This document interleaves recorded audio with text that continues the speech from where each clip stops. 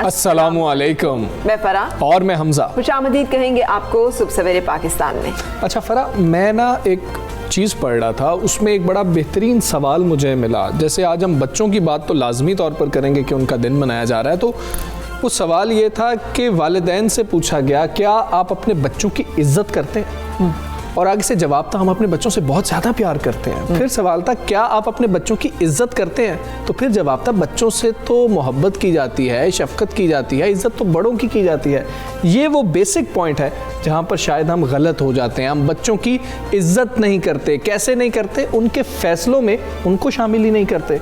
उनसे मोहब्बत तो बहुत ज़्यादा करते हैं, लेकिन हम उनसे पूछते नहीं हैं कि बेटा आप ये चाहते हैं या नहीं चाहते हैं, और बचपन से ऐसा होता चला जाता है और शादी तक ऐसा ही होता है। बिल्कुल सही कह रहे हैं आप। लेकिन एक और चीज़ जो इसमें ऐड कर लें वो ये भी है कि अपने बच्चे और दूसरे बच्चों में जो हम फ़र्क करते हैं ना, अपने बच्चे तो हमें बच्चे लगते हैं, हम उन्हें पैम्पर भी करते हैं, हम चाहते हैं कि हम उनको सारी चीज़ें दें, लेकिन दूसरे बच्चे जो हैं हम उनको शायद उस तरह से शफ़क़त और हमदर्दी की नज़र से नहीं देखते। हमारे मज़हब का एक बुनियादी पैगाम है और मुझे तो बहुत अच्छा लगता है ये हमजा, और वो ये है कि अपने से छोटों के साथ शफ़क़त और अपने से बड़ों का एहतराम।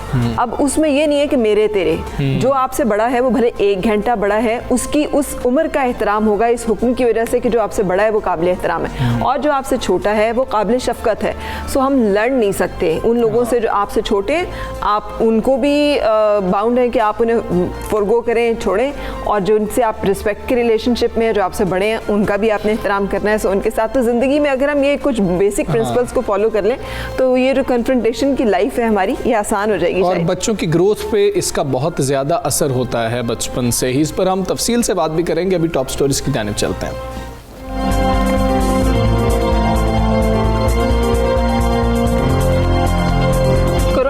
एक बार फिर बेकाबू, मुल्क के मुख्तलिफ हिस्सों में 24 घंटों के दौरान 4 माह बाद एक रोज में सबसे ज्यादा केसेस रिपोर्ट हुए। 2547 नए मरीजों का सामने आ जाना मामूली बात नहीं।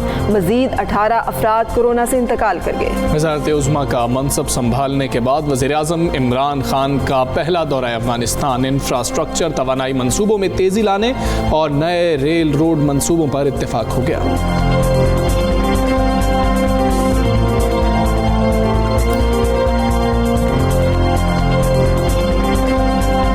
वज़ारत इंफॉर्मेशन टेक्नोलॉजी ने सोशल मीडिया कवायद नाफिज कर दिए। बाज़ स्टेक होल्डर्स की शदीद मुखालफत। कहा, नए कवायद नए इंटरनेट सर्विस फ्राहम करने वालों को सोशल मीडिया कंपनियों के बराबर ला खड़ा करेंगे।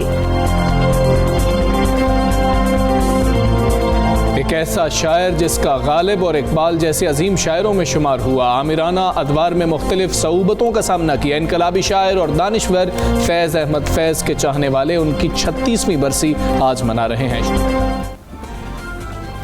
तो कोरोना वायरस की बात करें सबसे पहले सबसे ज़रूरी, जिसमें आज जो कल सबसे बड़ी शॉकिंग खबर हमें मिली वो मतलब खादिम हुसैन रिजवी साहब तहरीक लब्बैक के इतने बड़े सरबराह, कल परसों तक हम देख रहे थे कि वो एक बड़े मजमे में भी मौजूद थे।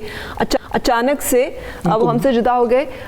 वजह क्या रही अभी तक उसके बारे में नहीं, लेकिन जो अलामात बताई जा रही हैं उससे बड़ी हद तक डर लगता है कि कैसे कहीं ऐसा ना हो कि वो भी इस वायरस का शिकार। बुखार में थे, सांस की तकलीफ थी जो अभी तक बताया गया है। खैर अभी तक तस्दीक तो इस मामले पर नहीं हो भी नहीं सकती क्योंकि टेस्ट नहीं हुआ ना। जब तक टेस्ट ना हो जाए हम इसके बारे में कंफर्म कुछ नहीं कह सकते, लेकिन जो टेस्ट हो रहे हैं वो बड़े खतरनाक है। मुल्क भर में कोरोना वायरस एक बार फिर बेकाबू होता जा रहा है। गुज़िश्ता 24 घंटों के दौरान 4 माह बाद एक रोज में सबसे ज्यादा केसेस रिपोर्ट हुए। और हम ये सरकारी आदादोशुमार की बात कर रहे हैं। इस दौरान मुल्क भर में 2547 अफराद में कोरोना वायरस की तस्दीक हो गई है और 18 कीमती जानें जो हैं वो हम गंवा बैठे हैं। और एनसीओसी का कहना है कि गुज़िश्ता 24 घंटों के दौरान किए गए टेस्ट में कोरोना मस्बत आने की शरह 6.9% रही। अब हमसे कितनी खतरनाक शरह है, हर गुजरते दिन इजाफा हो रहा है। मुझे याद है अभी कुछ दिन पहले हम 4 का जिक्र कर रहे थे, 4% है, फिर हमने कहा नहीं 5% हो गई है, और आज हम आपको बता रहे हैं कि वो 6% से भी ऊपर चली गई है। सो हर आए दिन, हर गुजरते दिन के साथ ज्यादा से ज्यादा मरीज मुतासर। और ये भी हम आपको बताते चलें, जब पिछली बार लॉकडाउन हुआ था तब हम टेस्ट बहुत ज्यादा कर रहे थे और 2.5% थी, जिसके बाद हमारा लॉकडाउन हो गया था और अब हम 6% पर पहुंच गए हैं जितने हम टेस्ट कर रहे हैं। और टेस्टिंग कैपेसिटी के हवाले से भी फरा बात की जाए तो ये कहा जा रहा है कि टेस्टिंग कैपेसिटी कम होती जा रही है हमारी। सिंध में जो है कुछ मामलात ऐसे कि उन्होंने कुछ लोगों के टेस्ट करने के हवाले से कह दिया। बिल्कुल सही। तो इस हवाले से हम अपने मेहमान से बात करेंगे। हमारे साथ हैं doctor Asad Aslam, CEO Mayo hospital. अस्सलाम वालेकुम डॉक्टर साहब, thank you very much for joining. फरमाइएगा कि ये कोरोना की सेकेंड वेव, क्या हम कह सकते हैं कि कोरोना एक बार फिर बेकाबू होता जा रहा है? सर्दी के बढ़ने से केसेस में तेज़ी से इजाफे के खदशात तो हमेशा से थे, तो फिर अभी ये क्यों चीज़ें हमें लग रही हैं कि आउट ऑफ कंट्रोल है, हम एक दफ़ा फिर शायद तैयार नहीं है? जी बिस्मिल्लाहिर्रहमानिर्रहीम। मैं आपको लाहौर की फ़िगर बताऊं, अगर जो लाहौर के इस वक्त 31 हॉस्पिटल्स हैं 31, जिनमें 19 प्राइवेट और 11 सरकारी अस्पताल जहां पर कोरोना के पेशेंट दाखिल हैं, तो 272 मरीज़ इस वक्त दाखिल हैं लाहौर में। और हर दिन गुजरने के साथ ये तादाद बढ़ रही है। 15 तारीख को ये मरीज़ 224 थे और आज 19 तारीख को ये इस वक्त मरीज़ 272 हो गए हैं। और ये 202 पेशेंट इनमें से कंफर्म हैं और 70 जो हैं वो सस्पेक्टेड हैं। और इनमें 20 मरीज़ जो हैं वो वेंटिलेटर पर हैं और 90 मरीज़ वो हैं जिनको हाई फ्लो ऑक्सीजन की ज़रूरत है और बाकी भी ऑक्सीजन पर हैं लेकिन उनको लो प्रेशर ऑक्सीजन की ज़रूरत है। तो तादाद हर दिन गुजरने के साथ बढ़ती जा रही है और उसकी बुनियादी वजह SOPs को ऑब्ज़र्व ना करना, ओवर क्राउडिंग, SOPs को ऑब्ज़र्व ना करना और उसके ऊपर हर दिन गुजरने के साथ टेम्परेचर कम हो रहा है। तो ये सारी चीज़ें मिल के हमें एक नई लहर की तरफ लेके जा रही हैं जो हर दिन गुजरने के साथ शिद्दत इख्तियार कर रही है। अच्छा डॉक्टर साहब, अभी हम शरह बता रहे थे और जैसे मैं और हमजा ये बात कर रहे थे कि जब हमने लॉकडाउन किया है तो उस वक्त शरह 2.कुछ% थी और उस पर हमने लॉकडाउन कर दिया था और हमें कहा जा रहा था कि अस्पताल चौकड हो गए हैं, हमारे पास सहूलियात नहीं है, वेंटिलेटर्स नहीं हैं और यह हमें खदशा था कि ज़्यादा भी हालात बिगड़ सकते हैं। अब क्या ये 6.कुछ% पे हम पहुँच गए हैं? तो क्या हम इक्विप्ड हैं? हमारे अस्पताल में सहूलतें हैं? खुदा न खास्ता लॉकडाउन तो नहीं हो रहा, स्मार्ट लॉकडाउन के ज़रिए डील किया जा रहा है, कोई ज़्यादा केसेस बढ़ते हैं, हमारे पास तमाम सहूलियात मौजूद हैं अब? अजी जहाँ तक सहूलियात का ताल्लुक है, नंबर ऑफ़ बेड्स के हिसाब से, अद्वियात के लिहाज से, वेंटिलेटर के हिसाब से, CPAP और BiPAP के हिसाब से हमारे पास सफिशेंट क्वांटिटी में नंबर ऑफ़ बेड्स, वेंटिलेटर मौजूद हैं। और इस वक्त अल्लाह का शुक्र है कि 15 to 20% बेड्स ऑक्यूपाइड हैं और बाकी अभी हमारे पास खाली पड़े हैं। रना ना करें हमें वो दिन देखना पड़े कि ये बेड भी फट जाएं। तो हमें पास किसी रिसोर्सेज की कोई कमी नहीं है, बेड के लिहाज से, अद्वियात के लिहाज से, वेंटिलेटर के लिहाज से, BiPAP के लिहाज से, वो हम पूरी तरह तैयार हैं और वाफर मिकदार में हर चीज़ मौजूद है। बिल्कुल ठीक है। डॉक्टर साहब, आप क्या समझते हैं, क्या वजूहात हैं कि आवाम इस दफ़ा जो कोरोना की दूसरी लहर है उसको संजीदा नहीं ले रहे हैं? देखें, पेशेंट समझ नहीं आ रही कि वो सीरियस क्यों नहीं ले रहे इसको, जबकि और इस दफ़ा पहले दफ़ा में ये फ़र्क ये है कि इस दफ़ा पिछली दफ़ा हर घर में से एक फ़र्द आता था जिसको कोरोना पॉजिटिव था। इस दफ़ा पूरी की पूरी फैमिलीज आ रही हैं जो कोविड पॉजिटिव हैं। और ये जो हॉस्पिटल में जो मैंने आपको फिगर बताई है, लाहौर में 272 पेशेंट जो दाखिल हैं, ये वो लोग हैं जो क्रिटिकल कंडीशन में हैं, जिनके सांस उखड़े हुए हैं, जिनको ऑक्सीजन की ज़रूरत है, जो ICU के बगैर रह नहीं सकते। और इसके और बार बार लोगों को ये पैगाम देने के कि इस वक्त जो दूसरी लहर है ये शिद्दत वाली लहर है, ये कोई आम मामूली एसिम्प्टोमेटिक या माइल्ड वाली नहीं है। लेकिन अभी भी इस वक्त भी आप बाजार चले जाएं, किसी दुकान पर चले जाएं, सड़क पर चले जाएं, मास्क नहीं पहना हुआ किसी ने जी। सिर्फ मास्क ही पहन लें तो यकीन करें कि हम जो नंबर ऑफ़ पेशेंट जो हर दिन 15 पहले 10-15 थे, अब इस वक्त क्या नाम है तकरीबन रात कल 31 मरीज दाखिल हुए हैं लाहौर में और ये हर दिन गुजरने के साथ बढ़ रहा है। और इसकी वजह ओवर क्राउडिंग और मास्क ना पहनना, SOPs को ऑब्जर्व ना करना। डॉक्टर साहब बहुत शुक्रिया, थैंक यू वेरी मच, आप हमारे साथ रहे और हमारे सवाल से बातचीत की। आगे बात कर लेते हैं। खैबर पख्तूनख्वा से सूबाई वज़ीर शौकत यूसुफज़ई साहब हमारे साथ मौजूद हैं। KP में क्या सूरत हाल है उनसे बात करेंगे। शौकत यूसुफज़ई साहब अस्सलाम वालेकुम। खैबर पख्तूनख्वा में कोरोना की दूसरी लहर के बारे में बताइएगा, क्या हालात हुकूमत के कंट्रोल में हैं? अभी तक तो कोरोना की जो सूरत हाल है, कुछ हफ्ता डेढ़ पहले अगर आप देखें तो 1.1% था, 1.5% था। अभी एक हफ्ते बाद जो फिगर्स अभी आई हैं वो इंतहाई तशवीशनाक है, वो तकरीबन 9% से उबाह हो चुकी है। अब ये जो सूरत हाल है इस वक्त तो बिल्कुल कंट्रोल में है, लेकिन अगर ये इजाफा होता है तो बिल्कुल मुश्किलात होंगी। और यही वजह है कि जो बड़े बड़े गैदरिंग है और हुकूमत की तरफ से ऑलरेडी उस पर पाबंदी लग चुकी है, और हम कोशिश कर रहे हैं कि जो पॉलिटिकल जलसे जुलूस ये किसी हद तक कम हो सकें। और इसमें जो सूबाई हुकूमत ने जिन जलसों का ऐलान किया था वो तमाम जलसे मनसूख हो चुके हैं। अब अपोजिशन जो है वो 22 को जलसा करने जा रही है, उससे हमने रब्ता करने की कोशिश की है, उनको कायल करने की कोशिश की है कि वो आ जाए, हम उनको बता सकें, उनको ब्रीफ कर सकें कि इस वक्त सूरत हाल क्या है कोरोना की।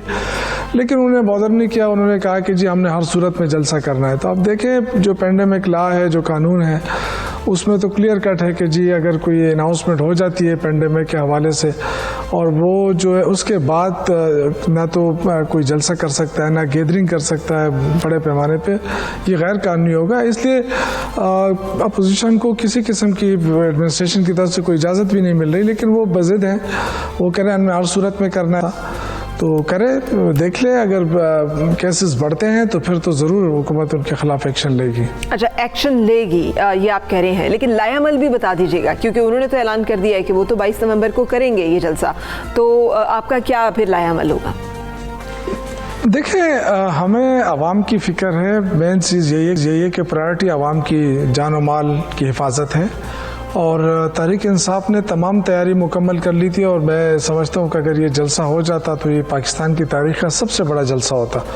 लेकिन हमने किसी के साथ कंपैरिजन तो नहीं करनी है, ना हमने मुकाबला करना है इस हवाले से, क्योंकि हमें आवाम ने 5 साल के लिए मुंतखब किया। हमारा काम ये है कि हम लोगों की जान और माल की हिफाजत करें। और जैसे ही जो रिपोर्ट आई NCOC, जो आपको पता है कि इसमें चारों सूबे मिल के फैसला करते हैं, इसमें गिलगित बल्तिस्तान और बाकी सूबे भी होते हैं, और इसमें जो फैसला हुआ है उसमें सिंध हुकूमत मौजूद है, पीपल्स पार्टी जो इस वक्त PDM के थ्रू जलसे पे अड़ी हुई है, वो मौजूद थी, और उसकी मौजूदगी में ये फैसला हुआ कि जी पाबंदी लगनी है गैदरिंग के ऊपर। तो मेरे ख्याल से इसको आना का मसला नहीं बनाना चाहिए अपोजिशन को। ना तो जलसे जुलूस से कोई हुकूमत गिर सकती है, ना इस तरह की सिचुएशन बन सकती है, क्योंकि ठीक है। ये फरमा दीजिएगा, तालीमी इदारों के हवाले से क्या फैसला किया जा रहा है? क्या स्कूल बंद करने का कोई इरादा है हुकूमत का? देखिए तालीमी इदारे चारों सूबे मिल के फैसला करते हैं NCOC में। वो चूँकि जो तजावीज़ मांगी गई हैं, हम तो कोशिश कर रहे हैं कि तालीमी इदारे ज़्यादा से ज़्यादा खुले रहें। बच्चों का पहले से तालीमी साल बहुत ज़ाया हुआ है। हम चाहते हैं कि बिज़नेस जो है वो जारी रहे, कई बिजनेसेस बंद ना हो, लेकिन ये तब होगा जब हम एज ए नेशन वो हम तावन करें। लेकिन अगर हम जलसे जुलूसों पे चले जाएं तो कहाँ से आप रोक सकेंगे? जब ये बढ़ेंगे तो फिर तालीमी इदारे भी बंद होंगे, फिर आपके बिजनेसेस भी बंद होंगे। मैं अपील करता हूँ तमाम जितने भी हमारे बिजनेस कम्युनिटी है पाकिस्तान के अंदर, वो कम से कम इन जलसे जुलूसों से दूर रहे, क्योंकि पाकिस्तान का मफाद नंबर 1 होना चाहिए। पाकिस्तान की मईशत टेक ऑफ कर रही है। पाकिस्तान के आप जितने भी आप मईशत के इंडिकेटर्स हैं वो देखें, स्टॉक एक्सचेंज देखें, बेहतरी की तरफ आ रही है, डॉलर की कीमत नीचे आ रही है। अगर आप एक्सपोर्ट देखें, एक्सपोर्ट राइज कर रहे हैं। ये वो चीज़ें हैं जिसके, और आपका जो करंट डेफिसिट आप देखें कहाँ था, $20 मिलियन खसारा था, वो जीरो पे भी नहीं रहा बल्कि प्लस में हम आ गए हैं। तो अल्लाह का शुक्र है कि सारी चीज़ें बेहतरी की तरफ आ रही हैं, मईशत उठ रही है। हम नहीं चाहते कि जो दुनिया में जो ग्लोबल रिसेशन हुआ, जो कोरोना वायरस की वजह से दुनिया मुतासर हुई, पाकिस्तान उस तरह मुतासर हो, क्योंकि पाकिस्तान गरीब मुल्क है। पाकिस्तान में जो वज़ीर-ए-आज़म इमरान खान ने जो पहली लहर के अंदर जो पॉलिसी अपनाई, स्मार्ट लॉकडाउन, छोटे लॉकडाउन, वो पॉलिसी बड़ी कामयाब रही। लेकिन खुदा न करे कि वो जो है वो दूसरी लहर में ये चीज़ें क्रॉस कर जाए। इसलिए हम शुरू से कोशिश कर रहे हैं, हम रिक्वेस्ट कर रहे हैं अपोजिशन से। Thank you very much. आपने हमें बड़ा ब्रीफ किया है इस तमाम सूरत हाल पे, जो कि कोविड की सूरत हाल है।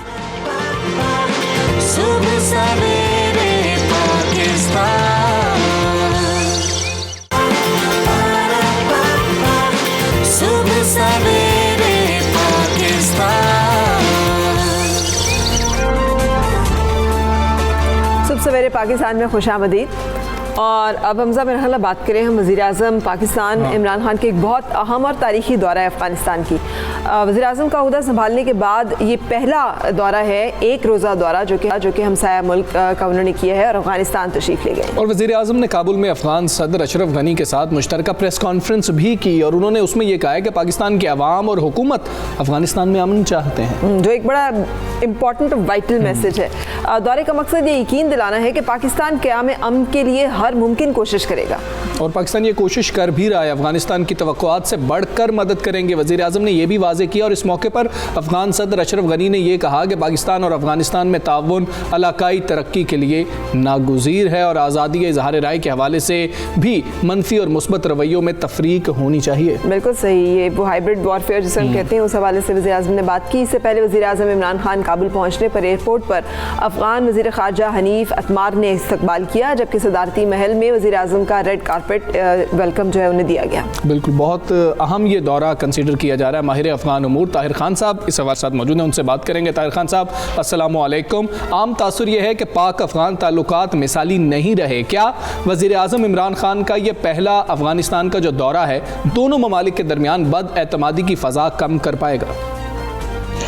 बहुत शुक्रिया, सलाम आपको, आपके देखने वालों को। मेरी नज़र में बिल्कुल ये एक अच्छा आगाज़ है, एक मज़बूत एक बुनियाद रखी गई है। और आप देखें कल जब इमरान खान साहब बोल रहे थे तो दीगर मामलात के अलावा उन्होंने ख़ुद ये कहा कि उनके दौरे का एक मकसद एतमाद की बहाली है। पाकिस्तान के लिए कोई मसला नहीं अफ़गानिस्तान के साथ एतमाद की बहाली में। अफ़गानिस्तान में गिले शिकवे ज़्यादा थे, लेकिन कल आपने देखा अफ़गान सदर अशरफ गनी को कि उन्होंने ख़ुद कहा कि इमरान खान साहब का जो दौरा है काबुल का अफ़गानिस्तान का, ये तारीख़ी है।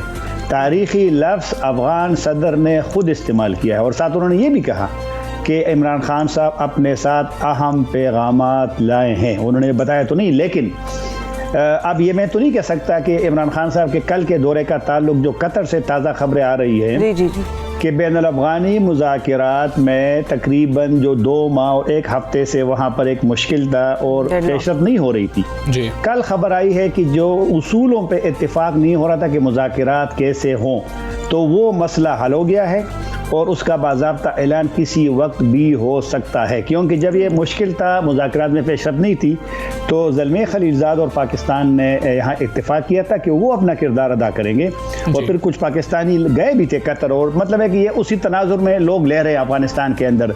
तो एतमाद की बहाली के लिए मैंने कहा पाकिस्तान का कोई इशू नहीं है, पाकिस्तान के साइड से वहाँ पे है। और अगर आप इजाज़त दें, कल जब इमरान खान साहब के आने के बाद जो मुस्तकबिल के ताल्लुकात के लिए एक मुश्तरका ऐलान जारी हुआ है, वो बहुत अहम है। वो जिसको शेयर्ड विजन के नाम से अफ़गानिस्तान पाकिस्तान और ख़ित्ते में अमन के लिए, उसमें बहुत अहम चीज़ें हैं। और पाकिस्तान उसी मतलब है उसमें एक पॉइंट ये भी है कि जो लोग अमन के मुखालिफिन हैं उनके ख़िलाफ़ मुश्तरका, उनको पहले उनकी पहचान और फिर उनके ख़िलाफ़ मुश्तरके इक़दामात। और इसमें लिए ये अहम है कि उसके लिए टाइम टेबल भी तय किया गया है कि उसके लिए दिसंबर तक कि वो लोग जो अमल के लिए वो ख़तरनाक है, ख़तरा है, तो उनके ख़िलाफ़ एक्शन लिया जाएगा। यही चीज़, यही अफ़गानिस्तान के मुतालिबात थे कि अमन में उनकी वो किया जाए, तशद्दुद में कमी की बात वो करते हैं, वो भी इमरान खान साहब ने कर दी। हालांकि अफ़गानिस्तान में लड़ाई रोकने में हमारा कोई रोल नहीं है, वो उनका मसला है, लेकिन फिर भी इमरान खान साहब ने कहा फरमाइएगा, ये जो एक अदम एतमाद आप कह रहे हैं वो यही था कि अपनी सरजमीन दहशतगर्दी के लिए इस्तेमाल नहीं होने देंगे। ये भी एक बड़ा क्लियरली बात की गई वज़ीर आज़म की तरफ से भी, अफ़गानिस्तान की तरफ से भी। लेकिन हमने देखा है कि पाकिस्तान का जो किरदार है अफ़गान पनाह गुज़ीनों को पनाह देने में, इतना अरसा जो है हमने मुहाजिरीन जो हैं उनको यहाँ पे पाकिस्तान में होस्ट भी किया है, उनका झुकाव भारत की तरफ बहुत ज़्यादा रहा। इतने ज़्यादा वहाँ पे जो काउंसिल खाने हैं जहाँ से बहुत दफ़ा रिपोर्ट्स भी दी हैं कि वहाँ से बहुत सारे ऐसे ऑपरेशंस वगैरह ऑपरेट होते हैं। आपके ख्याल में ये जो झुकाव है उनका वो बेहतर हो सकेगा और सिर्फ दोहा में मुज़ाकरात के नतीजा खेज़ नहीं होंगे, बल्कि अमन की जो इस खित्ते की सूरत हाल है वहाँ पर भी दोनों हमसायों के ताल्लुकात में बेहतरी आएगी? अफ़गानिस्तान के साथ एक ऑप्शन है, क्योंकि मामला एक साइड से नहीं है। ये एक गलत सोच है अफ़गानिस्तान में कि बस अफ़गानिस्तान जो पाकिस्तान को कहेगा वो ये करेगा। ठीक। लेकिन पाकिस्तान के भी खदशात हैं, पाकिस्तान की भी शिकायतें हैं, और ये भी जो इमरान खान साहब के दौरे से चंद दिन पहले जो DGISPR ने, वज़ीर ख़ारिजा ने कुछ शवाहिद पेश किए, कुछ सबूत पेश किए, कुछ ऑडियो रिकॉर्डिंग पेश की है।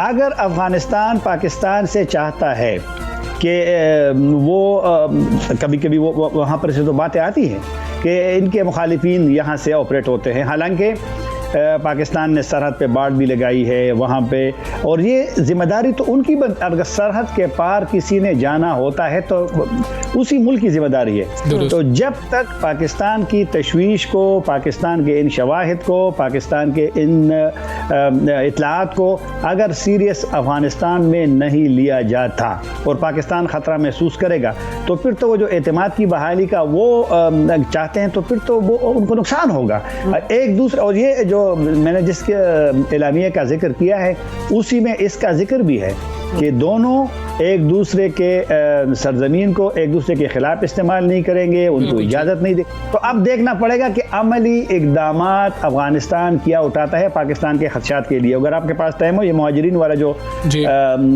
आपने ये बड़ा अहम है। इसमें कल इस पे भी डिस्कशन हुई है कि जनवरी तक अफ़गान मुहाजिरीन की वापसी के लिए एक मुश्तरका हिकमत अमली वो तय की जाएगी। पाकिस्तान में इस वक्त 1.4 मिलियन 14 लाख है रजिस्टर्ड अफ़गान मुहाजिरीन, तकरीबन 10 लाख 1 मिलियन जो है वो डॉक्यूमेंटेड तो है लेकिन वो रजिस्टर्ड नहीं है। तो पाकिस्तान अब, और पाकिस्तान की पॉलिसी है कि पाकिस्तान ने कभी भी, अब हालांकि ये जो रजिस्टर्ड मुहाजिरीन है इनका जो मुद्दत है पाकिस्तान में 30 जून को ख़त्म हुआ है, लेकिन किसी अफ़गान मुहाजिर को पाकिस्तानी हुकूमत इदारों ने टच नहीं किया। अलबत्ता अभी जो वीज़ा पॉलिसी है नई पाकिस्तान की जो है, उसमें अफ़गान मुहाजिरीन को एक ऑप्शन भी दिया गया है कि वो अगर वो जो उसके पास एक जो कार्ड होता है, इसको POR कार्ड कहते हैं, प्रूफ ऑफ रजिस्ट्रेशन कार्ड, अगर वो वापस करें तो उनको लॉन्ग टर्म वीज़े, मल्टीपल वीज़े, ख्वाह वो एजुकेशन के, ख्वाह वो ताजिर के, यानी पाकिस्तान इतना कर रहा है। और इसका ठीक है, पाकिस्तान का तो मुस्बत किरदार अफगानिस्तान के हवाले से हमेशा रहा, पाकिस्तान उसको उजागर करता रहा। ताहिर खान साहब, बहुत शुक्रिया आपका, आप इस अहम मौके से बात कर रहे थे।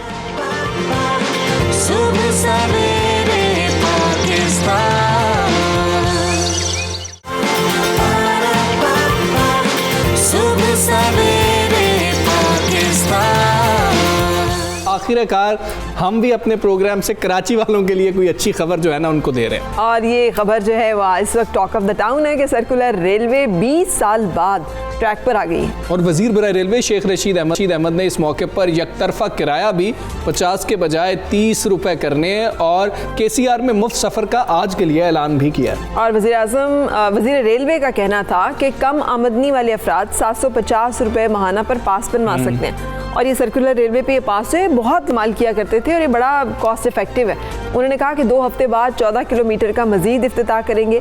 KCR के 40 कोचेज़ बना रहे हैं, जिसमें उन्होंने बहुत से मरहले बताए, उसके बारे में हमजा बिरहाल आप तफसील से बता। पहले मरहले में 15 चलाई जा रही हैं जो चला दी गई हैं। शेख रशीद साहब ने यह भी कह दिया कि 1 साल में KCR को मुकम्मल तौर पर मॉडर्न भी कर देंगे और सुप्रीम कोर्ट के हुक्म पर, और ये सारा क्रेडिट जो है ना सुप्रीम कोर्ट को जाता है कि बार बार सुप्रीम कोर्ट ये बात करती है। इतने नोटिस उन्होंने लिए, इतनी उस पर उन्होंने फॉलो अप रखा कि नतीजा, और फिर जो कुछ हमने देखा वो हम आपको भी दिखाने जा रहे हैं इस वक्त। शराज वहाँ पर मौजूद हैं, कितने खुश हैं लोग, शराज ही हमें बताएंगे। हाँ बिल्कुल, बहुत शुक्रिया फरा और हमजा। जैसा कि आपको पता है कि कराची में आज सर्कुलर रेलवे का जो बाकायदा आगाज़ कर दिया गया है, शेख रशीद की जानिब से गुज़िश्ता रोज़ इस मंसूबे के हवाले से इफ्तिताह किया गया था, और अब ये ट्रेन अपने सफ़र पर गामजन रही।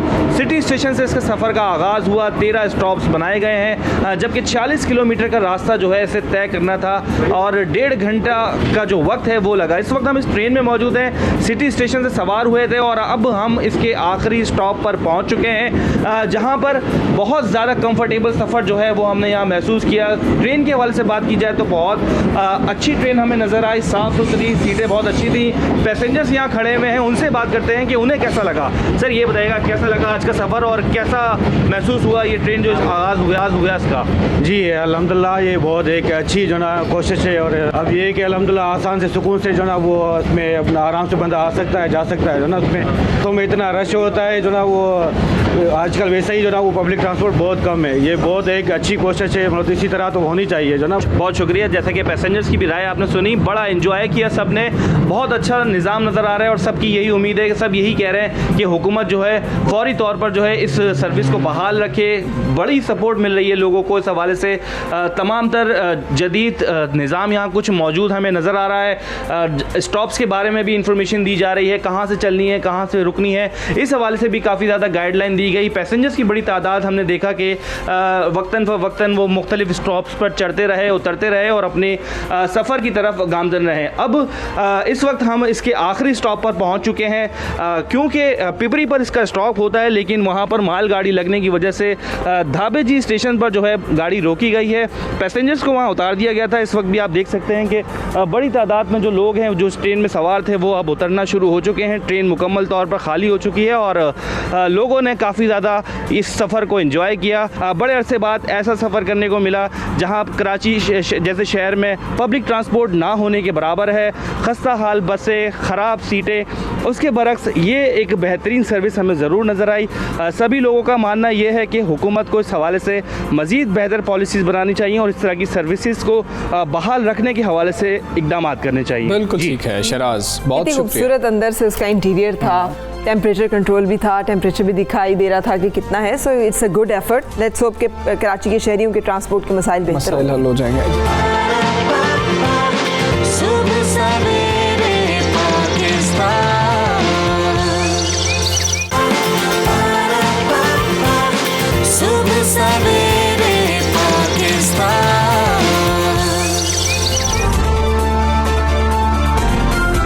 खुशामदीद सुबह सवेरे पाकिस्तान में, और एक नज़र डालेंगे टॉप स्टोरीज पर। कारोबारी हफ्ते के चौथे रोज डॉलर एक बार फिर रुपए पर भारी पड़ गया। वफाकी वजीर असद उमर कहते हैं मुसलसल चौथे महीने करंट अकाउंट सरप्लस रहा। मुल्की ज़र मुबादला के ज़खायर 34 माह की बुलंद तरीन सतह पर पहुंच गए।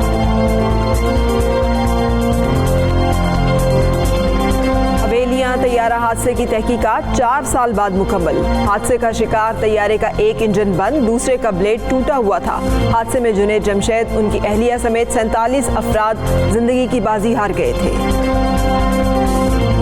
खैबर पख्तूनख्वा में सेहत कार्ड रखने वालों के लिए अच्छी खबर। जिगर की पैवंदकारी के ज़रूरतमंद मरीजों को अब मुफ्त इलाज की सहूलत मिलेगी।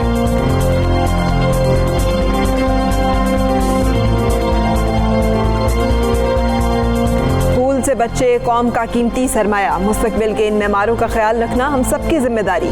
बच्चों के हकूक पर आवाज़ बुलंद करने के लिए आज दुनिया भर में बच्चों का आलमी दिन मनाया जा रहा है।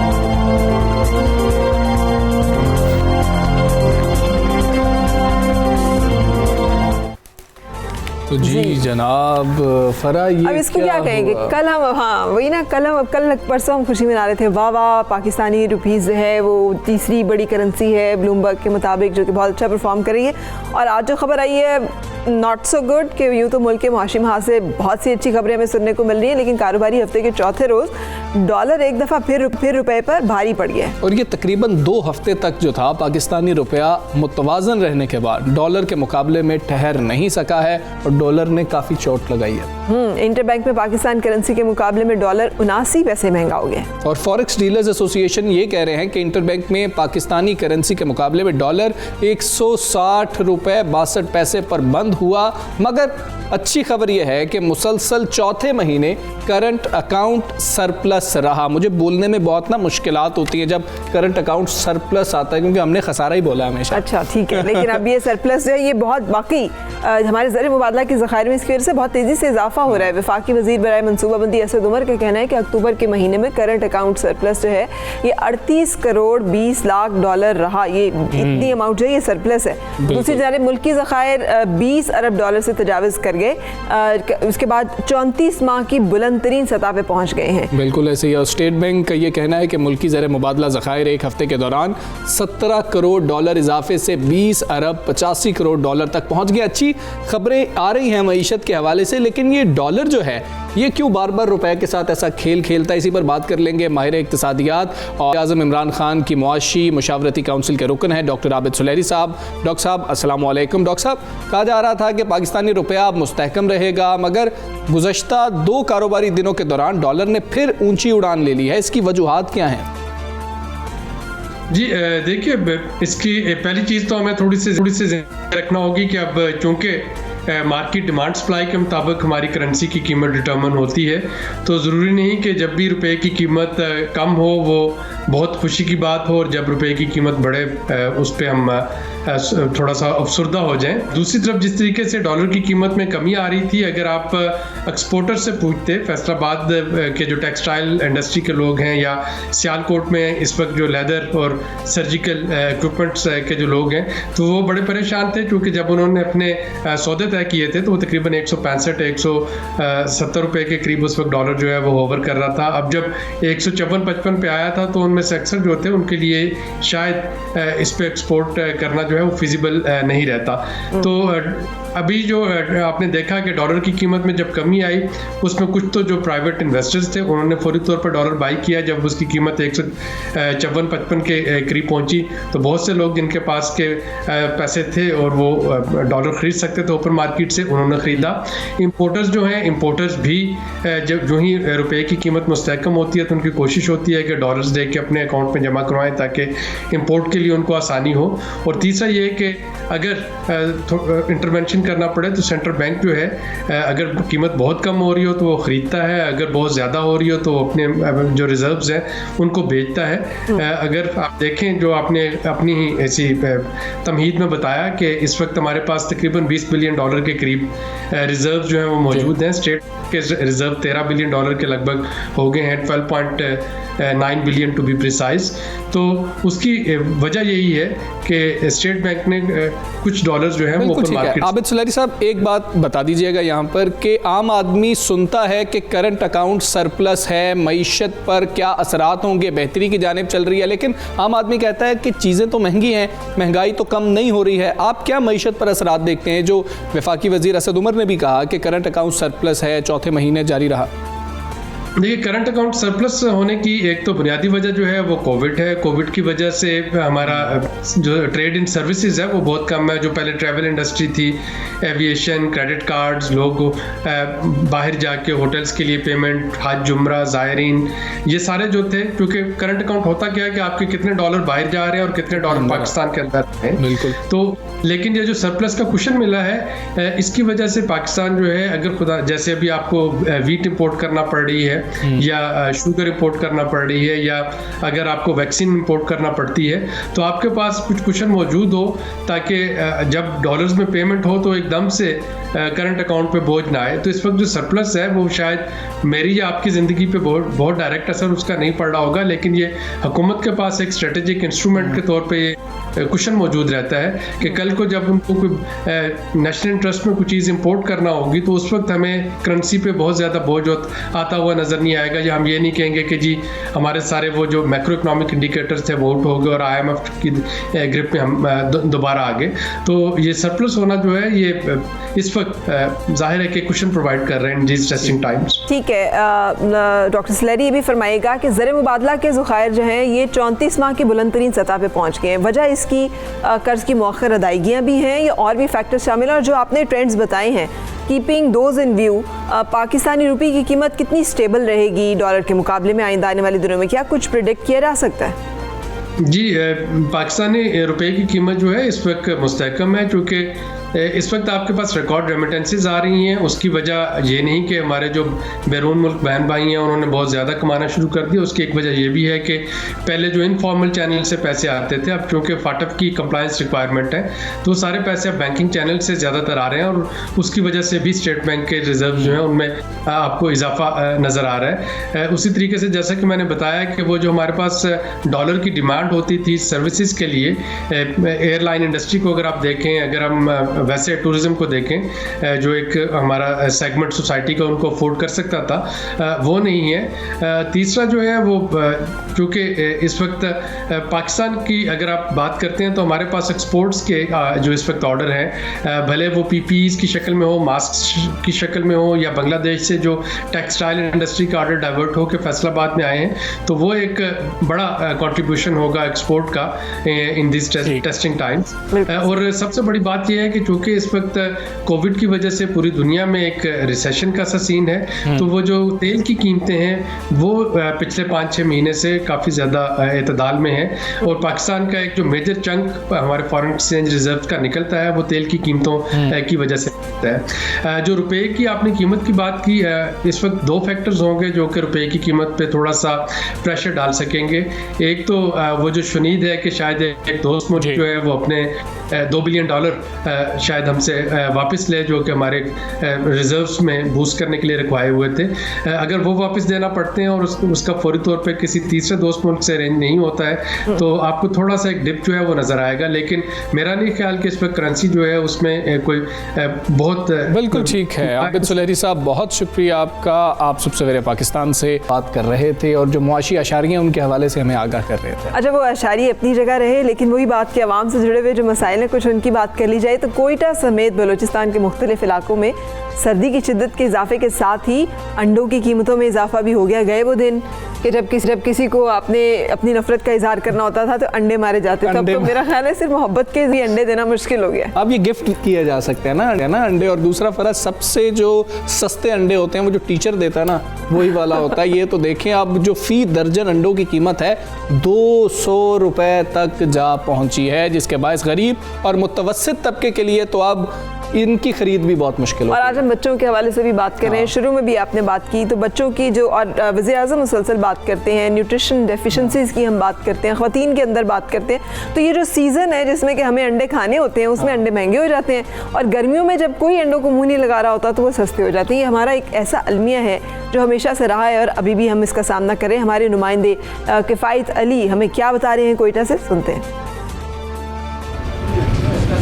बिल्कुल जी, सर्दी का मौसम शुरू होते ही जहां मुख्तलिफ जो चीज़ें हैं उनकी कीमतों में इजाफा हो जाता है, वहीं अंडे जो है जो रोज़मर्रा जो ज़रूरत की चीज़ है उसकी कीमत हम देख रहे हैं कि बहुत ज़्यादा जो है वो इजाफा देखने में आ रहा है। अगर हम होलसेल रेट की बात करें तो इस वक्त जो कोयटा की मार्केट्स हैं इनमें जो फार्मी अंडे हैं वो 170 रुपये से लेकर 200 रुपये फ़ी दर्जन, जबकि जो देसी अंडे हैं वो 200 रुपये से लेकर 220 के दरमियान में जो है वो फ़रोख्त किए जा रहे हैं होलसेल रेट पर, जबकि दुकानदार जो है वो एक अंडा जो है वो 17 रुपये में जो है वो फ़रोख्त कर। आखिर इसकी क्या वजह है? सर्दी, यकीनी तौर पर सर्दी भी बढ़ी है, इसकी वजह से मांग में इजाफा हुआ है, और साथ ही साथ जो मुख्तलिफ टैक्सेस लगे हैं जिसकी वजह से जो होलसेलर हैं, जो दुकानदार हैं वो भी परेशान है, क्योंकि महंगाई की जो लहर है इसने हर तबके को जो है वो नुकसान पहुँचाया और हर तबके को जो है वो मुश्किलात से दो चार किया। कुछ लोग हमारे साथ मौजूद है और हम इनसे बात करते हैं कि आखिर ये क्या बात है कि अंडों की कीमतें जो हैं वो इतनी बढ़ जाती हैं। ये बताएगा कि आप अंडे लेने हैं, क्या कहेंगे? महंगे हो गए हैं, 17 रुपये का एक अंडा दुकान में फ़रोख्त किया जा रहा है, क्या कहेंगे? यार देखें, ये जब से ये गवर्नमेंट आया है सब चीज़ महंगी हो गई है। दाल है, चावल है, चीनी है, दूध है, सब महंगा हो गया। तो गरीब की पहुंच से तो दूर हो गया। इधर ये लोग तो 170 रुपये से दर्जन दे रहे हैं, लेकिन आगे दुकान वाले जो है 20 रुपये का चला रहे हैं। 18 से लेकर 17,000 मेरी तनख्वाह है, तो 3 घर मेरे पीछे हैं, तो मैं 17,000 में पाल सकता हूँ। तो गवर्नमेंट की इसी तरफ से कोई तवज्जो नहीं दे रही है। बिल्कुल जी, इनका ये कहना है कि आम जो तबका है वो बुरी तरह से मुतासर हुआ है इस महंगाई की इस लहर की वजह से। जो होलसेलर हैं इनसे भी हम बात करते हैं, इनसे भी जानते हैं कि आखिर क्या वजह है। आप क्या कहेंगे कि क्या वजह है अंडों की कीमतें बढ़ने की? बुनियादी वजह क्या हो सकती है? बुनियादी वजह तो यही है जी कि इस टाइम तो सर्दी की लहर है, उसकी वजह से भी रेट काफ़ी बढ़ गए, और दूसरे मार्केट के अंदर माल की कमी है। पिछले कोरोना की जो असरात हैं उसके मुर्गी जो है नहीं डली, फार्मरों ने माल बहुत कम मिकदार में डाला था, तो उस वजह से, और बाहर से भी माल नहीं आ रहा। अब ईरान से अगर माल आ जाए थोड़ा बहुत तो उससे भी कवर हो सकता है रेट, तो उस वजह से डिमांड यहाँ ज़्यादा है और जो है माल की प्रोडक्शन कम है, उस वजह से रेट ज़्यादा। बिल्कुल जी, आपने इनकी बात सुनी। इनका ये कहना है कि एक तो कोरोना वायरस की जो लहर थी इसने जो है वो मईशत पर बहुत गहरा असर डाला है, साथ ही साथ जो मुख्तलिफ टैक्सेस हैं हुकूमत की तरफ से जो लगाए जा रहे हैं इनकी वजह से भी कीमतों में जो इजाफा हुआ है। ताहम अगर हम देखते हैं तो इसका बराह रास्त जो नुकसान पहुँच रहा है वो आम आवाम को पहुँच रहा है कि जो रोज़मर्रा इस्तेमाल में इन चीज़ों को लेकर आते हैं, और उनकी कीमतें जब बढ़ती हैं तो यकीनी तौर पर उनके लिए ज़िंदगी गुजारना जो है वो मुश्किल होगा। ना सिर्फ अंडे बल्कि अगर हम चिकन की बात करें, दीगर जो रोज़मर्रा ज़रूरियात की जो अशियाँ हैं उनकी कीमतों भी हम देख रहे हैं कि तकरीबन 30 से 40 रुपये जो है वो इजाफा किया गया है, जिसमें नए टैक्सेस की वजह भी हो सकती है, और साथ ही साथ जो कोरोना वायरस की वजह से जो मईशत को जो है वो एक झटका पहुंचा था, उस हवाले से भी वो असर भी जो है वो बताया जा सकता है। जी ठीक है किफ़ायत, बहुत शुक्रिया आपका, आपने हमें आगाह किया। खासे नाराज़ हैं लोग वहाँ पर, होना भी चाहिए ना, इसलिए कि जब उन्हें शायद ज़रूरत नहीं मिलेंगी तो वो परेशान तो होंगे। सुबह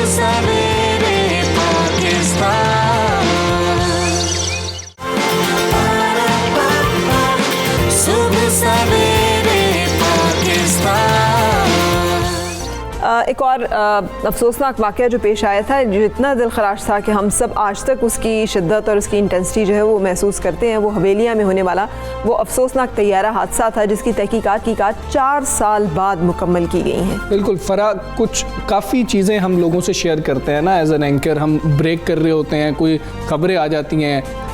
जो दिल दुखा देने वाली खबर थी, जब मैंने ये ब्रेक की मुझे खुद यकीन ही नहीं आ रहा था जब पीछे से आवाज़ आ रही थी कि जी जुनेद जमशेद जो हैं वो भी इंतकाल कर गए हैं इस हादसे के अंदर। और ये एक ऐसी खबर थी जिसका आज तक सोच के मेरे रोंगटे खड़े हो जाते हैं। अभी मैं बात कर रहा हूँ तो मैं काफ़ी उसी फेज़ में हूँ कि जब ये खबर आई थी, और ये जो रिपोर्ट अब सामने आई है PIA इंजीनियरिंग की मुबैना गफलत इसमें सामने आ गई है। और तहकीकाती रिपोर्ट के मुताबिक हादसे के शिकार तैयारे का एक इंजन बंद हो गया था और दूसरे का ब्लेड टूटा हुआ था, और इस बात का इल्म भी था कि ब्लेड टूटा हुआ। और इसे लापरवाही कहें, गफलत कहें, कोताही कहें, मुजरिमाना ये जो हरकत की गई ये आइडेंटिफाई हो गई है। अब तैयारे के इंजन को 10,000 घंटे मुकम्मल होने पर ओवरऑल नहीं किया गया। रिपोर्ट के मुताबिक ATR तैयारे के इंजन का ब्लेड पेशावर से चित्राल जाते हुए टूटा, इसके बावजूद तैयारे को इस्लामाबाद रवाना किया गया। रिपोर्ट में बताया गया है कि तैयारा उड़ाने वाले पायलट ने इससे पहले ऐसी खराबी नहीं देखी थी। और तैयारे की जो आखिरी बार मरम्मत है ये कनाडा में की गई थी, और कौमी एयरलाइन के तैयारे PK 661 ने 7 दिसंबर 2016 को चित्राल से इस्लामाबाद के लिए उड़ान भरी थी, और मुसाफिरों के हमरा मारूफ नात खां और मुबल्लिग जुनेद जमशेद साहब और उनकी अहलिया भी मौजूद थे। और अगर आपको याद हो तो बहुत सारी चमगोइयाँ जो हुई थी, पायलट एरर का जिक्र किया जा रहा था, पायलट्स के ऊपर जिम्मेदारी डाली गई थी। जैसे कि हमेशा होता है कि जब भी कोई तैयारा हादसा होता है, चूँकि अमूमन पायलट भी मुतवफ़ी अफराद में शामिल होते हैं और वो भी उस हादसे का शिकार हो जाते हैं, तो जिम्मेदारी उनके ऊपर डाल दी जाती है। 4 साल बाद आने वाली रिपोर्ट जिसने इंजीनियरिंग फॉल्ट की नुमाइंदगी की है, वो बहुत अहम है कि इस हवाले से अब क्या मेजर्स लिए जाएंगे। तो जानेंगे हम एविएशन एक्सपर्ट सुल्तान महमूद हाली से। सुल्तान साहब फरमाइएगा, ये हवेलियाँ तैयारा हादसे की तहकीकाती रिपोर्ट आने में 4 साल लग गए हैं, और 4 साल के बाद ये जो रिपोर्ट आई है, ये गफलत सामने आई है, ये इसके बारे में क्या किया जा सकता है और क्या हो सकता है? इसकी तफसीलात अगर कुछ और मज़ीद हैं तो प्लीज़ आप हमारे साथ शेयर कीजिएगा। बहुत शुक्रिया, अस्सलाम वालेकुम कि आपने मुझे इनवाइट किया। लेकिन ये बहुत ही अहम मौजू है, और ये जो आप हैरान हो रही हैं कि 4 साल लग गए, तो बेटा एयर इन्वेस्टिगेशन जो है वो एक एग्जैक्ट साइंस है, लेकिन इसमें इस पर्टिकुलर केस में ज़रा ज़्यादा टाइम इसलिए लगा क्योंकि 3 ममालिक इन्वॉल्व थे, कनाडा, फ्रांस और इटली। तो इसलिए ये इसकी जितनी रिपोर्टें हैं वो वहाँ भेजी गई, और उसके बाद ये कि एक एक पुर्जे को सिमुलेशन के ज़रिए किया जाता है स्टडी के एग्जैक्टली क्या हुआ होगा।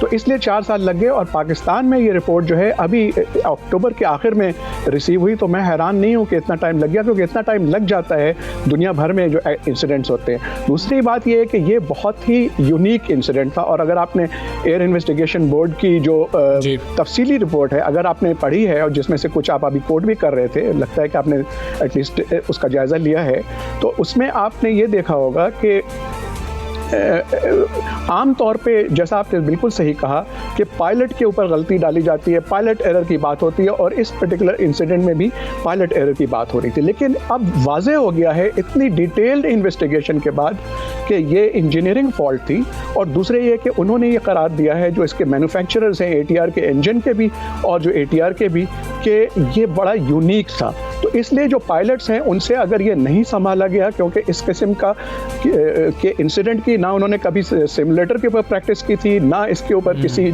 चेकबुक मैनुअल में था, क्योंकि आमतौर पे आपके सिमुलेशन के ज़रिए आपको बताया जाता है कि आपके जहाज़ के साथ ये हो सकता है, ये हो सकता है, ये हो सकता है, और पायलट्स उसकी प्रैक्टिस करते हैं। लेकिन ये बहुत ही यूनिक था, और क्योंकि इसमें 3 चीज़ें एक साथ हो गई, और इस वजह से वो तैयारा बिल्कुल ही कंट्रोल से निकल गया, और जो है आगे दाई अजल ने इनको पुकारा हुआ था, इसलिए मौत वाक़ई होगी। लेकिन जो अफसोसनाक बात है जिसका आपने भी इशारा किया कि जो प्रोपेलर ब्लेड फ्रैक्चर था, इसका इंजीनियरिंग साइड को इल्म था, और चित्राल से इस तैयारे को परवाज़ करने की इजाज़त नहीं देनी चाहिए थी, पहली बात। दूसरी बात ये कि जो प्रोपेलर ब्लेड्स थे उनको जो है कुछ अरसा पहले यही इंजन एक और जहाज़ में लगा हुआ था और फॉरेन ऑब्जेक्ट डैमेज एक चीज़ होती है, यानी कि कोई बाहर से कोई चीज़, कोई पत्थर या इस किस्म की चीज़ आकर के अगर ब्लेड में लगे तो उससे वो फ्रैक्चर हो जाता है। तो ये इंजन एक और जहाज़ से निकाल के इसमें लगाया गया था और ये इनको अंदाज़ा था कि ये फ्रैक्चर है, उसके बावजूद इसको इजाज़त दी गई। तीसरी बात ये कि आपके ख्याल में सर ये जो हाली साहब गैर जिम्मेदारी है, लापरवाही है, कोताही है, एक बात और मैं बता दूं, इस तैयारे के इंजन को ओवरहॉल होना था 10,000 घंटे के बाद और इस तैयारे के इस पर्टिकुलर इंजन के 10,000 से ज़्यादा हो गए थे, उसके बावजूद इसको वेवर दिया गया था। ये भी गफलत की तरफ है। अब आपका जो सवाल है कि क्यों, तो मैं समझता हूँ कि मतलब गफलत है और बहुत ही सीरियस गफलत है। जो चेयरमैन थे आज़म सहगल साहब, उन्होंने तो क्रैश के छठे दिन अपना इस्तीफ़ा दे दिया था, लेकिन अब इसकी रोशनी में मेरा ख्याल है कि जो इंजीनियरिंग टीम इसके लिए ज़िम्मेदार थी और जो 3 चीज़ें जो हुई हैं उसमें एक तो मैंने प्रोपेलर ब्लेड का जिक्र किया जो फ्रैक्चर था, उसके अलावा जो इसका ओवर स्पीड जनरेट गवर्नर है, OSG कहलाता है, उसकी पिन टूट गई और उसकी पिन भी जो है वो अब पता चला है कि वो पिन क्यों टूटी, क्योंकि ऐसा होता नहीं आमतौर पे, लेकिन उसको किसी यानी कि नॉट रिकमेंडेड टूल से उसको खोला गया था और फिर दोबारा असेंबल किया था और इसका कोई क्लू नहीं मिला कि ये चीज़ कहाँ हुई थी। जैसा आपने बताया कि ये कनाडा में 2014 में लास्ट गया था, लेकिन ये OSG पिन की मसला जो है ना वो हल नहीं हुआ कि किसने ये खराबी की थी। तीसरा जो था वो फ्यूल कंटामिनेशन हो गए। तो ये तीनों चीज़ें जब कंबाइन हो गई तो ये फेटल हो गया और ऐसा चूंकि हादसा कभी पहले किसी ने सोचा भी नहीं था कि ऐसे हो सकता है, तो इसलिए ये यूनिक था। लेकिन घूम फिर करके बात आती है कि ये इंजीनियरिंग साइड की गफलत। जी, इंजीनियरिंग साइड की गफलत है। सुल्तान साहब ये क्लियर कर दीजिएगा कि इंजीनियरिंग साइड का जिस वक्त एक तैयारा उड़ान भर रहा होता है क्या जिम्मेदारियां होती हैं और जब ऐसी चीज़ें की निशानदही हो जाए तो उनको इसको क्लियर करार देना ये कितना बड़ा क्राइम है। प्रोटोकॉल क्या कहता है इस बारे में?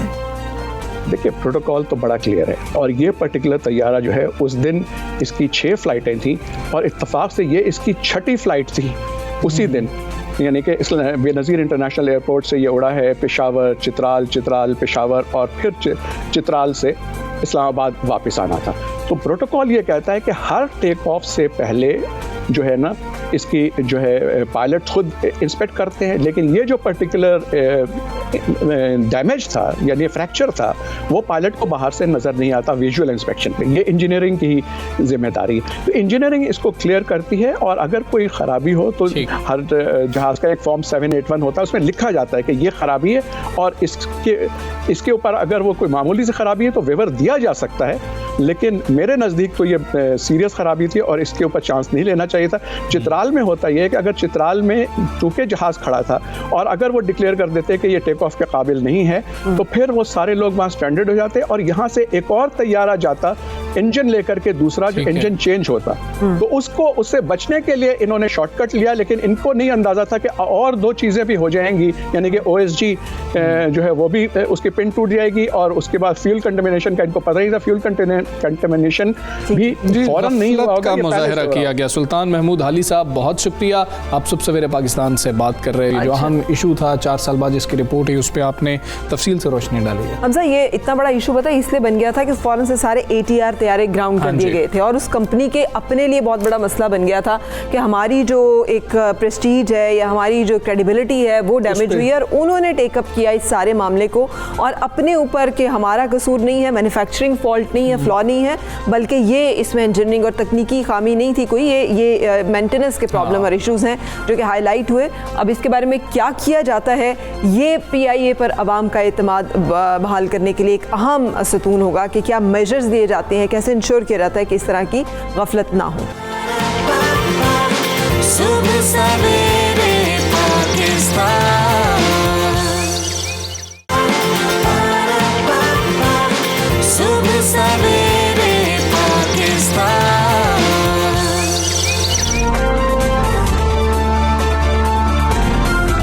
खुशामदीद। सब सवेरे पाकिस्तान आप देख रहे हैं और हमजा आपको पता है हमारे मुल्क में हेपेटाइटिस की जो शरह है वो बहुत ज़्यादा है। अगर कभी इसके बारे में बात की गई तो ये पेंडेमिक की तो एक हम सूरत हाल से डील कर रहे हैं, ये एक एपिडेमिक की सूरत हाल इस वक्त हेपेटाइटिस के हवाले से, जिगर के अमराज के हवाले से है। तो बहुत अच्छी खबर है जो कि हम इस वक्त अपने देखने वालों को बताने जा रहे हैं। बिल्कुल, खैबर पख्तूनख्वा में जो सेहत कार्ड रखने वाले हैं उनके लिए बहुत अच्छी खबर है। वज़ीर आला महमूद खान ने एक इजलास में मुत्तलका हुकाम को यह हिदायत की है कि वो सेहत सहूलत प्रोग्राम में जिगर की पैवंदकारी के ज़रूरतमंद जो मरीज़ हैं उनको भी शामिल करें। इससे पहले इस ऑपरेशन के लिए पहले तो मुल्क में ही नहीं होता था, बाहर जाना पड़ता था, बहुत अखराजात आते थे, फिर मुल्क में भी हुआ तो प्राइवेट जगहों पे बहुत अखराजात आते थे। अब ये जो ऐलान किया गया इसके बारे में बताया जा रहा है कि मरहलावार सूबे की पूरी आबादी तक इसका सिलसिला जो है बढ़ाया जाएगा। सेहत सहूलत कार्ड के इजरा के बाद मालाकंड डिवीजन में गुज़िश्ता माह के मुकाबले में अस्पतालों में दाखिलों की तादाद में 3 गुना इजाफा हुआ है। हाँ, ये प्रोग्राम 2015 में 4 अजला में जर्मन बैंक के ताउन से जो है शुरू किया गया था, जिसमें सूबे की 3% आबादी का अहाता किया गया था। इसकी तौसी 2016 में 51% तक की गई थी। और कितनी खुशी होती है जब इस तरह की कोई खबर हम सुनाते हैं जिससे पता चलता है कि आवाम को किसी न किसी लेवल पर किसी न किसी हद तक रिलीफ जो है वो मिल रहा है। 2017 के अगर फिगर्स देखें तो 59% और 2020 में पूरे सूबे में ये सहूलत जो है ये फैला दी गई थी। सेहत सहूलत प्रोग्राम के हुकाम ने यह भी बताया है कि 1 जनवरी 2021 को हज़ारा, मर्दान और पेशावर और 1 फरवरी को कोहाट, बनू और डेरा इस्माइल तक इस प्रोग्राम की तौसी कर दी जाएगी। और सेहत सहूलत जो प्रोग्राम है इससे वाबस्ता हुकाम ये भी हमें बताते हैं कि ये प्रोग्राम मरीजों के लिए एक नेमत है, और बिल्कुल ऐसा ही है क्योंकि उन्हें ज़्यादातर बीमारियों के लिए मुकम्मल कवरेज मिल रही है, जिसके लिए अस्पताल में दाखिले की ज़रूरत होती है, बहुत ज़्यादा खर्चा हो जाता है। और अब जो कार्ड है इसकी लिमिट 10 लाख के करीब थी और ये तो बड़े महंगे इलाज हैं, तो ये कैसे होंगे? ये बात करते हैं इस हवाले से सेहत सहूलत प्रोग्राम के सूबाई डायरेक्टर मोहम्मद रियाज तनोली साहब से। Thank you for joining us. हम अपना एक्सप्रेस कर रहे हैं अपनी खुशी, और यकीनी तौर पर आवाम भी इस हवाले से बहुत एक्साइटेड होगी। जिगर की पैवंदकारी महंगा एक जो है प्रोसीजर है, ऑपरेशन है, इसके कार्ड की कवरेज जो है ये सिर्फ 10 लाख रुपए है। तो कैसे आपने उसको उसमें डाला है कि मरीज़ जो है उस कार्ड के ज़रिए सिर्फ 10 लाख रुपए तक की में जिगर की पैवंदकारी करवा सकेगा या उसकी लिमिट बढ़ाई जाएगी? शुक्रिया मैडम।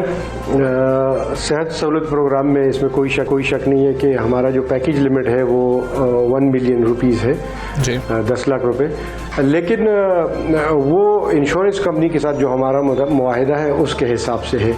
अगर हुकूमत कोई ऐसा मैकेनिज़्म निकाल ले कि जो 10 लाख रुपए है वो इंश्योरेंस कंपनी पे करे और बाकी पैसे जो हुकूमत डायरेक्टली पे करे। लिवर ट्रांसप्लांट जो एक ऐसा प्रोसीजर है कि जिसके हमारे पास बड़े क्लियर स्टैटिस्टिक्स नहीं है, इसलिए इसकी जिसको हम बोलते हैं कि रिस्क कैलकुलेशन वो इतनी आसान बात नहीं है। हमने इंश्योरेंस कंपनी से इस सिलसिले में बात की थी, उन्होंने कहा कि अगर आप इसमें शामिल करना चाहते हैं तो आप एक्चुअल कास्ट बेसिस पे आप इसको शामिल करेंगे।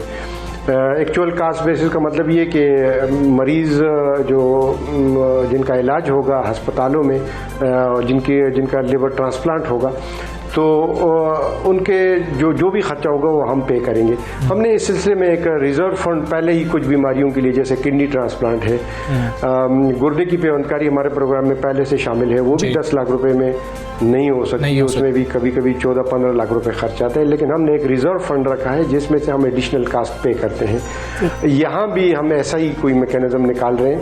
आज हमारी शिफा इंटरनेशनल हॉस्पिटल की टीम के साथ मीटिंग है 12 बजे। हम उनसे जो एक्चुअल कास्ट है लिवर ट्रांसप्लांट की, और हो सकता है बोन मैरो ट्रांसप्लांट भी हम इसमें शामिल कर दें।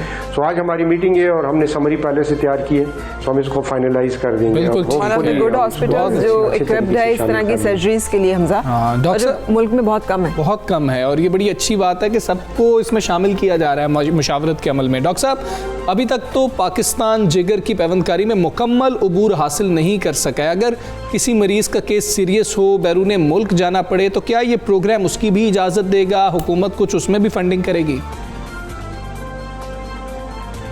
देखिए, कोशिश तो हमारी यही होगी कि हम अपने मुल्क के अंदर जो है कैपेसिटी बिल्ड करें और वहाँ पे करें। शिफा इंटरनेशनल में गुर्दे की पैवंदकारी भी होती है, वहाँ पे लिवर ट्रांसप्लांट भी होता है, बोन मैरो ट्रांसप्लांट भी होता है।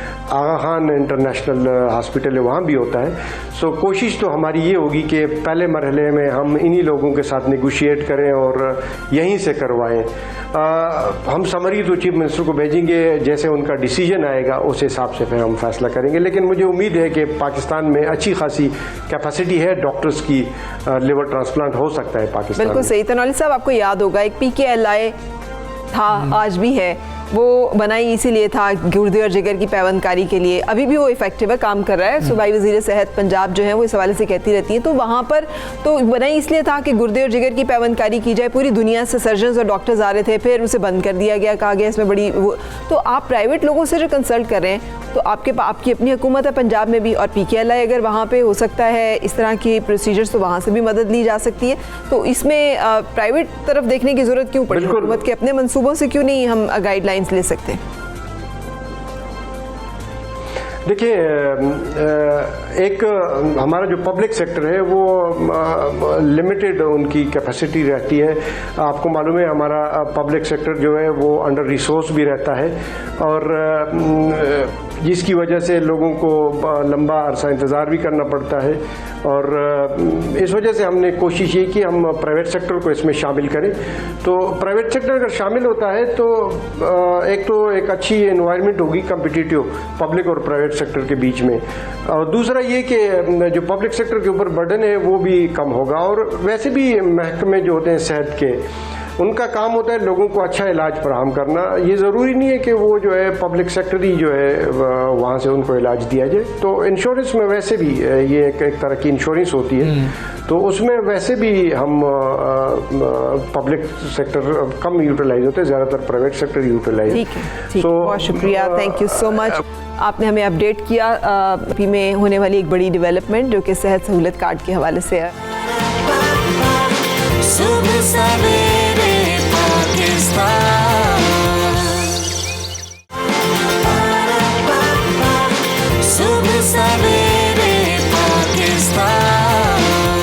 आज पूरी दुनिया में बच्चों का आलमी दिन जो है वो मनाया जा रहा है, और बच्चों के हुकूक के हवाले से आज बात की जा रही है। ये दिन मनाने का बुनियादी मकसद बच्चों की तालीम, सेहत, तफरीह और ज़हनी तरबियत के हवाले से शऊर उजागर करना है। तो ये एक ज़माने से इसको मनाया जा रहा है। 1989 में आलमी दिन मनाया गया। पहली दफ़ा उस दिन अक़वाम मुत्तहिदा की जनरल असम्बली ने बच्चों के मंजूर शुदा हकूक़ का ऐलान किया, जिसके तहत जो तमाम रुकन ममालिक हैं वो लाजिम है कि बच्चों को सेहत, तालीम, तहफ़्फ़ुज़, साफ़ पानी, साफ़ माहौल समेत तमाम बुनियादी सहूलियात फराहम करें।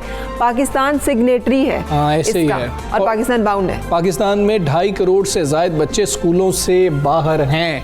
सेहत की बुनियादी सहूलियात नहीं मिल रही, जिसकी वजह से हर साल सैकड़ों बच्चे मौत के मुंह में चले जाते हैं। वज़ीर आज़म इमरान खान साहब खुद बात करते रहे, तस्वीरें दिखाते रहे, और वो मसाइल अभी तक बच्चों के मौजूद हैं, नशोनुमा नहीं हो, या फिर और बहुत सारे ऐसे मसाइल हैं। कह रहे हैं कि उसके बारे में अब काम किया जा रहा है, लेकिन ये तमाम काम बहुत अरसे से होने की ज़रूरत है। जिनसी जराइम के बढ़ते हुए वाक़यात जो है वो हम सब देख रहे हैं, आए दिन इस तरह के वाक़यात रिपोर्ट हो रहे होते हैं, और ऐसे जराइम में मुलव्विस अफराद को सख्त सज़ाएँ देने के लिए ज़ैनब अलर्ट बिल मंजूर किया गया था। और मजमूई तौर पर मुल्क में बच्चों के हकूक़ के तहफ़्फ़ुज़ के लिए मज़ीद कई इक़दामात उठाने की ज़रूरत भी है, जो अभी भी हमें करने की ज़रूरत है। घर से ये मामला शुरू होता है और ये स्टेट लेवल तक जाता है। फरा इसके लिए हम बात करेंगे कौमी कमीशन बराए हकूक़ इत्तफ़ाल की चेयरपर्सन अफशां तहसीन बाजवा साहिबा।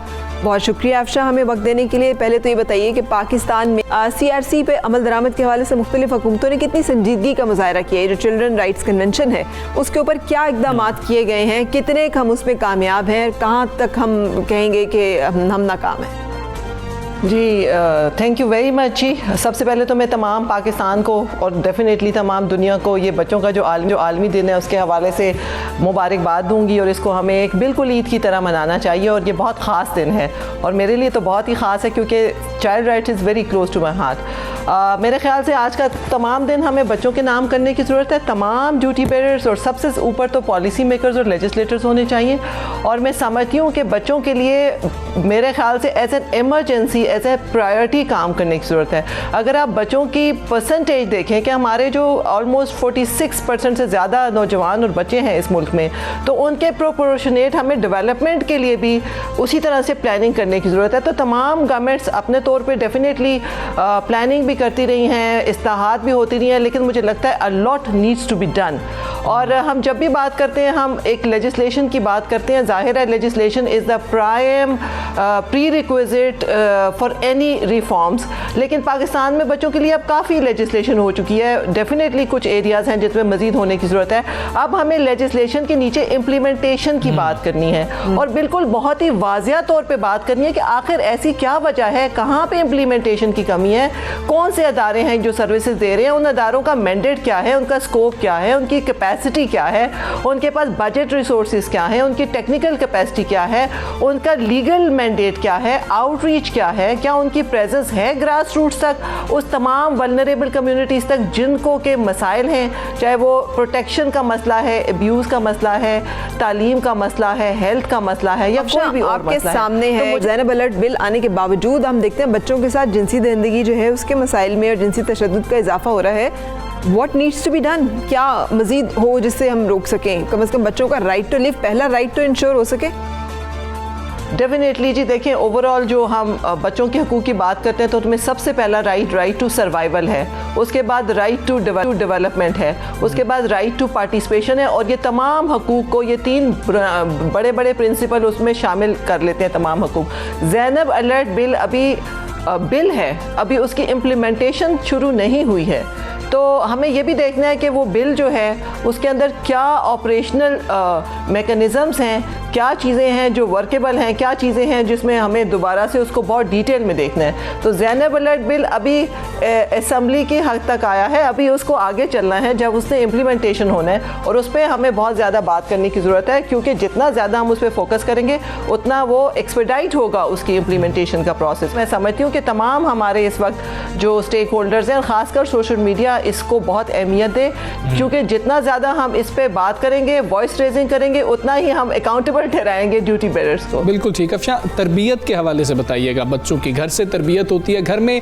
माँ बाप, बड़े बहन भाई, रिश्तेदार क्या आम गलतियाँ करते हैं जिससे बच्चा सोचना छोड़ देता है, बच्चा वही करता है जो पेरेंट्स कह रहे होते हैं, बच्चे की वो सलाहियतें कम हो जाती हैं, क्या करने की ज़रूरत है और क्या नहीं करना चाहिए पेरेंट्स को? Thank you very much. मैं दो बातें हर फोरम पे आजकल कह रही हूँ कि तालीम की जो कमी है उसको तरबियत पूरा कर सकती है, तरबियत की कमी को तालीम पूरा नहीं कर सकती। दूसरी बात मैं ये कहती हूँ, बच्चे फोटोस्टैट मशीन की तरह हैं, जो डालोगे वही प्रिंट निकलेगा। लेकिन हमारे मुल्क के अंदर देखें, एक जो कॉन्सेप्ट बन चुका है कि बच्चों ने पैदा होते ही 2.5 साल की उम्र में स्कूल जाके अलिफ बे पे, ABC, English rhyming, English speaking, grading, उसी उम्र में उस बच्चे को कॉम्पिटिशन की लाइन में, स्ट्रेस में खड़ा कर दिया जाता है। जबकि आप तमाम दुनिया में देखें तो बेसिक फोकस अर्ली जो डेवलपमेंट की थ्योरी है उसके मुताबिक अव्वलीन जो 5 से 7 साल हैं वो बच्चे की पर्सनैलिटी डेवलपमेंट में होते हैं, कि बच्चे में sense of right and wrong हमने इनकलकेट करना है, बच्चे को एक स्ट्रॉन्ग पर्सनैलिटी देनी है, बच्चे की एक इमोशनल नीड को एड्रेस करना है, बच्चे को वो तमाम स्किल्स देनी है, लाइफ स्किल्स, जिसकी वजह से बच्चा एक मजबूत शख्सियत के तौर पर, चाहे घर में है चाहे घर से बाहर स्कूल में है, वो एक एज अ ह्यूमन बीइंग, एक प्रोडक्टिव ह्यूमन बीइंग के तौर पे वो परफॉर्म कर सके। हमारे यहाँ अनफॉर्चुनेटली पेरेंटिंग का कॉन्सेप्ट तो अभी अगर आप देखें तो पेरेंटिंग पे काम ही नहीं हुआ पाकिस्तान में, और मज़ीद उस पे सोने पे सुहागा ममता की जगह मोबाइल ने ले लिया। तो पेरेंटिंग में वालिदैन का क्या किरदार होगा कि बच्चे चूँकि वो डिक्टेशन नहीं लेते, बच्चे कॉपी करते हैं, ऑब्जर्व करते हैं, इन्फ्लुएंस होते हैं, वालिदैन ने इस तरह का क्या अपना तरबियत रखनी है कि सबसे पहले तो घर की सतह पे अपने बच्चों को वो सब दे दें कि बच्चे को बाहर फिर मसले ही ना आए। ठीक है, आजकल वालिदैन और बच्चों में डिस्कनेक्ट है, अगर आप देखें बच्चों की आपस में अंडरस्टैंडिंग नहीं है, तो पेरेंटिंग पे बहुत काम करने की जरूरत है। बिल्कुल सही कह रही हैं आप अफशा। प्रोग्राम जब हमने शुरू किया था तो हमजा ने हाईलाइट ही यही पॉइंट किया था कि ये पता ही नहीं है कि बच्चों के राइट्स हैं क्या। ये तो आपको पता है कि 15 राइट्स हैं जो चार्टर है, ये कन्वेंशन है ऑफ चिल्ड्रन राइट, ये क्या है, उसमें वो 14 हकूक़ कौन से हैं जो कि बच्चों को मिलने चाहिए। किसी वालिदैन को वो 14 पूछे तो सही, वो गिनवा नहीं सकेंगे आपको कि बच्चों के हकूक़ भी होते हैं, बच्चों के तो सिर्फ फ़राइज़ ही होते हैं कि वो वालिदैन की इताअत करें। तो ये कॉन्सेप्ट भी तो हम नाकाम रहे ना वालिदैन को समझाने में, बताने में, तो ये नाकामी किसकी है?